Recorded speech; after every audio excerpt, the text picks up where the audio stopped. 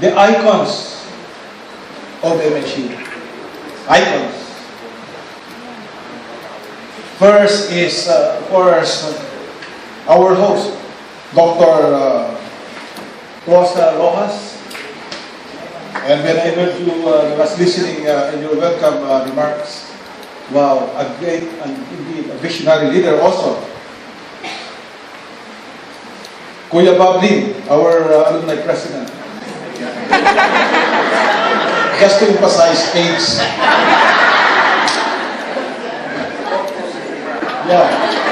I hope after my speech, nobody will deliver the closing remarks because I'm sure it will be an ebolic remarks. And our other regents, our Honorable Eduardito Maruhom and Dr. Isma Mikey Maruhom, our student regent, a very young Vice Chancellor Phil Lumasa, and a good friend, a Chancellor of IIT, the great Ambassador, Dr. Socarno Tanggol, and the future. I think I've been hearing about the future. The other officials and guests of MSU Naawan, it's a pleasure and honor to see you again. But I am surprised you have young professors now. And I understand they are the best students of MSU. Congratulations for joining MSU Naawan.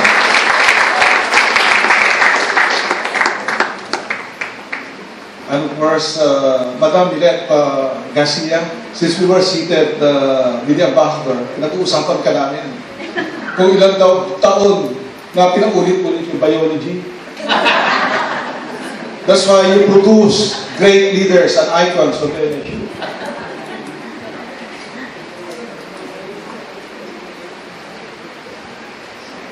And other system officials. I have here a 15-page speech prepared by 3 writers, and I do not know where to start now.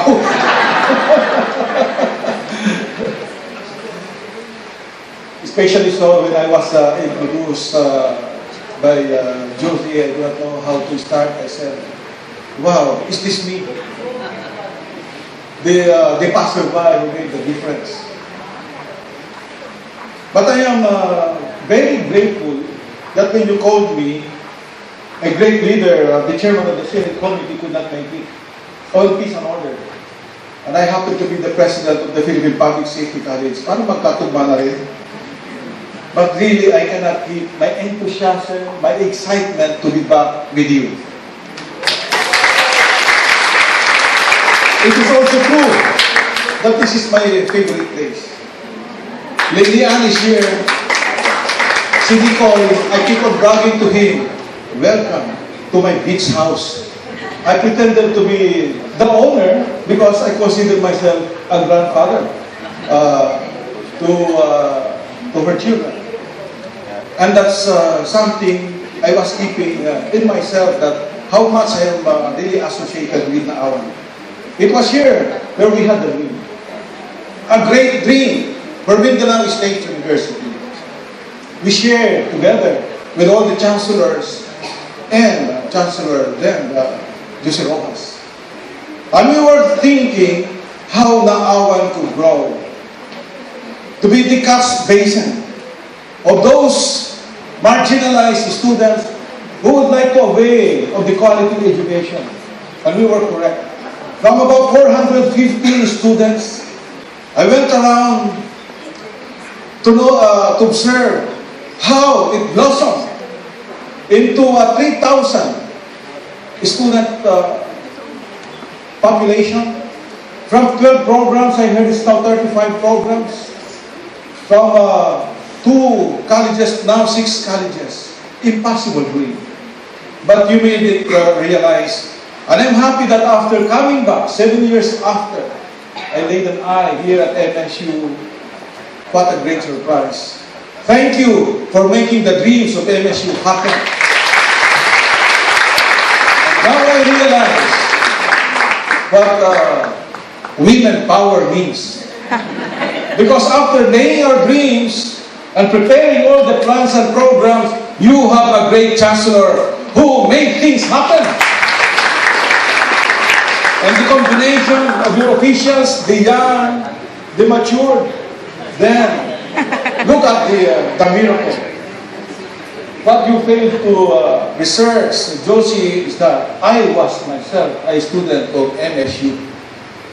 Well, my classroom was so big in the main campus, from the first hall up to the last hall of the golf course, and I managed to walk almost every day, but the patience of listening to the people was there. And in fact, the trust now of, if you want to be globally competitive, would be to listen to people, listen to the needs and the desires of the students, and we have to respond well. And I can see that with the turnout of the students here in our, you are indeed listening, patiently listening to them and responding to the needs of our students. But more than that, is how we are responding to the clamor of the community. You become more relevant if we know the problems of the community. What are their dreams? And from there, we could cope up and be a part of the nation building. That's the reason why I said, what a great honor to be a part.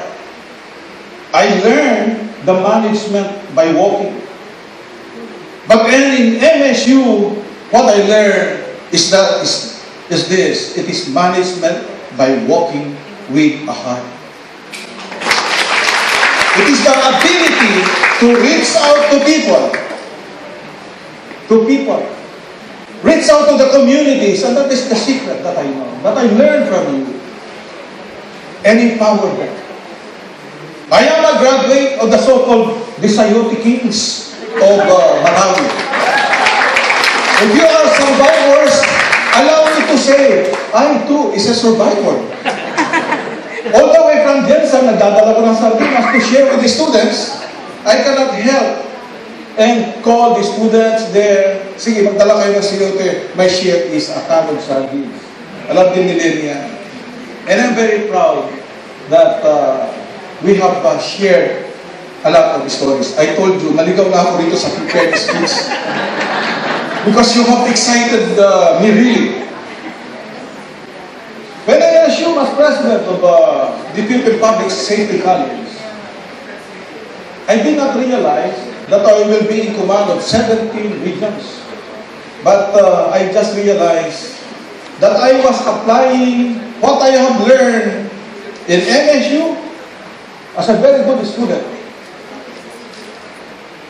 Especially harmony and diversity, where you learn to respect the culture, be sensitive to religion. And later on, at Central Escolar University, in the twin philosophy of Scientia e Virtud, the science and virtue. And we are now adopting the PPSC. I borrowed it from MSU. Those who crafted the Vision 2020, PPSC has a Vision 2020. Galing lang sa MSU. When we have 10 imperatives, we also have our 10 strategic goals and their acceleration. They were also sleeping, but they have to be awakened under the slogan of accelerate or step up the pacing. And so, as we move and as we confront all of these global challenges, we need to have a visionary governance. And that visionary governance would be to see what is happening, the emerging scenario of the future, and be able to bring the team together as one towards that goal.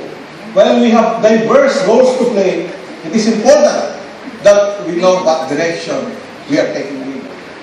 And you are in the safe hand of a very good captain of the ship with Chancellor Claus Rojas, bringing you, leading you towards what the people wanted from us, to become relevant University of Mindanao. So congratulations to the members of this team.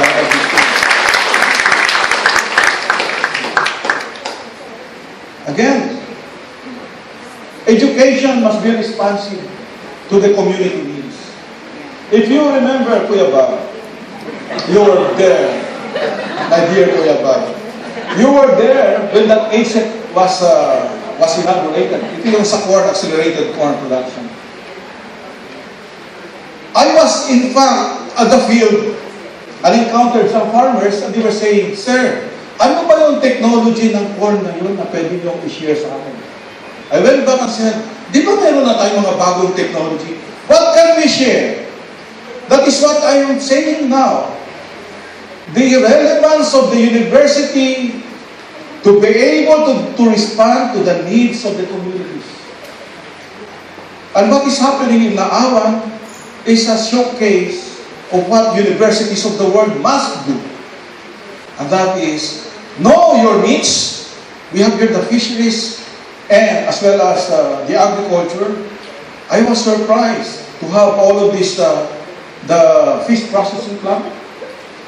It was a simple dream then, 2007, when the BIFAR turned over equipments because of the persuasive power of Jose at that time to convince SIPDEC to turn over their equipments. And now you have grown to a situation where you can have that capacity and capability to influence not only Naawan or Misamis but the whole of Mindanao.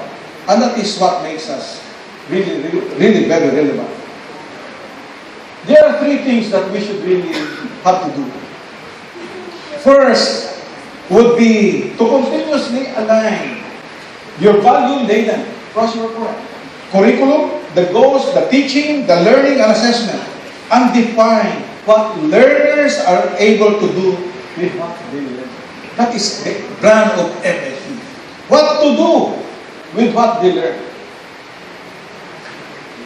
We were lucky that we have a lot of icons kung pwede lang sana ang speaker dito. Just the case of Engineer Ruth Ignacio.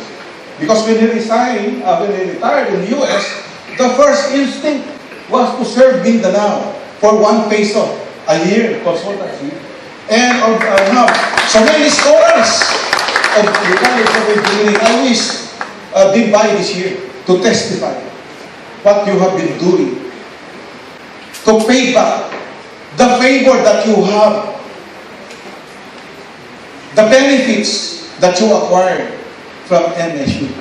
Isn't it that the best effort, that the best thing to do for all of us is to have to observe the so-called payback time?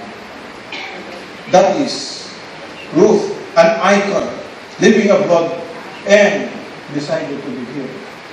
Well, of course, that is Engineer Ruth. Second is to develop a culture of research that is evidence-centered because it is the backbone of government policies.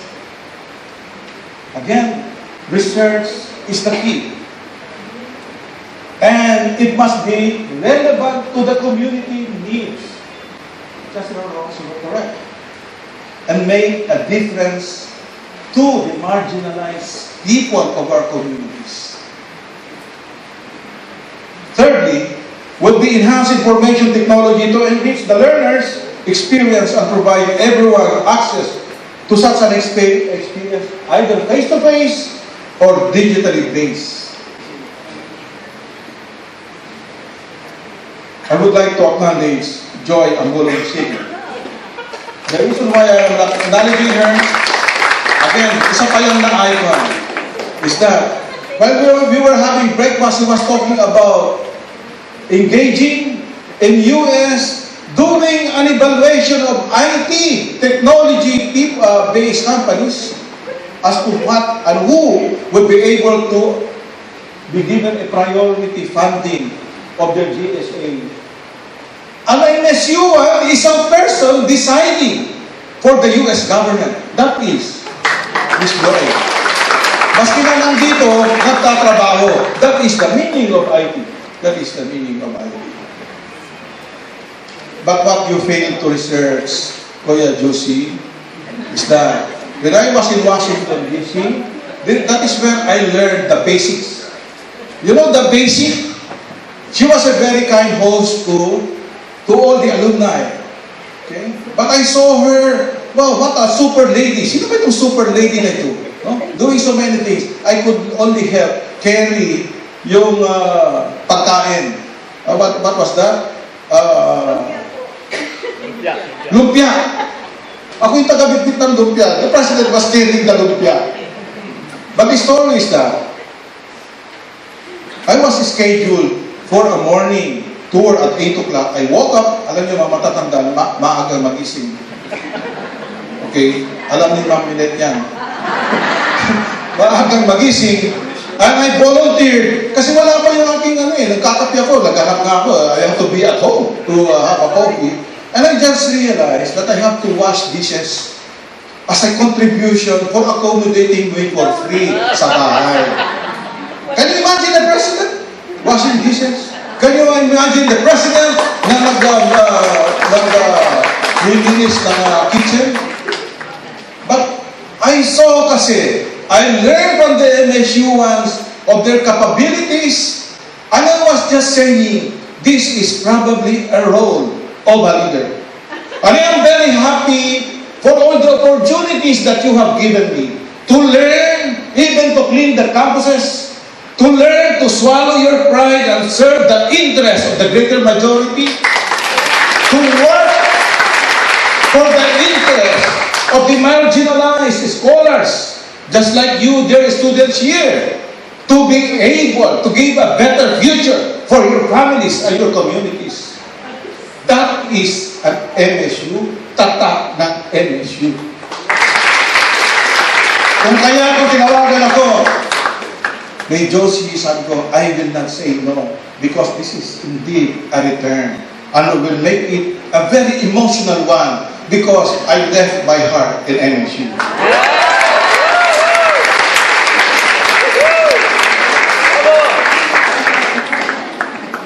So I'm happy to hear the quality education that you are pushing. Go for it.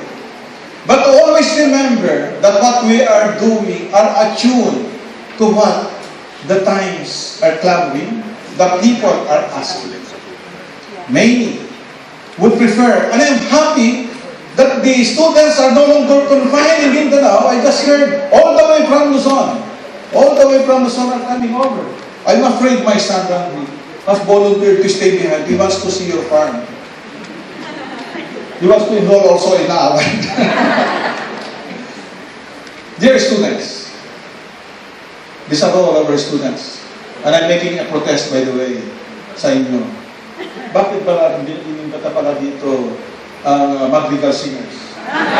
What a wonderful voice. Salamat sa inyo. Now, I just found a reason why the senators keep on coming back because of your voices. But actually, you are trying to showcase what things could happen given the limited resource. Right in front of me, at that time when we were looking at that, even Senator Trillanes was hesitant and was saying, kaya ba talaga magpatayo dyan? But a determination of then Chancellor Rojas said, kaya natin. Give us the limited funding, we will give our share. And I'm surprised, I saw it standing. The faculty must learn how to lead our students. The word is linkings. To see again your student center. I thought it was parang gym, but really it's like a USP student center, a huge one, the first ever in the province. And you would really be a center of convergence of all institutions and other government offices. So many things are happening, including volunteers who are donating the dormitories. So what a miracle. Meron palang miracle talaga. It only calls for strong determination and visionary governance and leadership. Maraming salamat sa inyo lahat for having a good team. Let me go back to you, my dear students. How then can you show gratitude to this privilege and blessing to your great university? Do not just be a passerby. There are many things that you can do. your student regent is listening. I remember, Kuya Bob, when we inaugurated as a launching of the 50th, remember your countdown of the 50th golden anniversary, we inaugurated a marker. Ang pangalan ng marker is My Gift. It's a very simple marker. But at the time, we were trying to conceptualize, ano ba yung pwede natin iwanan? Like San Randy was with me, Linian was with me. My Gift, Mindanao Youth, get involved for tomorrow's peace and development. That was the calling 7 years ago. And I found it relevant today because of the Bangsamoro. Where are we? And I would like to cite what our greatest hero, Dr. Jose Rizal, said. Where are the youth who will dedicate their innocence, their idealism, their enthusiasm to the good of their fatherland? Where are they who will give generously of their blood to wash away so much shame, crime, and abomination? Pure and immaculate must the victim be for the sacrifice of the world. Where are you, young men and women, who are to embody in yourselves the life force that has been drained from your veins, the pure ideas that have grown stained in our minds, the fiery enthusiasm that has been quenched in our hearts? We await you. Come, for we await you. The nation, indeed, is waiting for the youth to get involved. Look at the icons around you, the formators, the members of the faculty, your elders who have shown the way. They were not simply people who are just passing by until they pass away. They made a difference. So let this clarion call resonate among MSUans. As an MSUan by heart, I would like to claim the title. I am not challenging you, but I charge you to respond to this call. And the time is now. Magandang umaga sa inyo.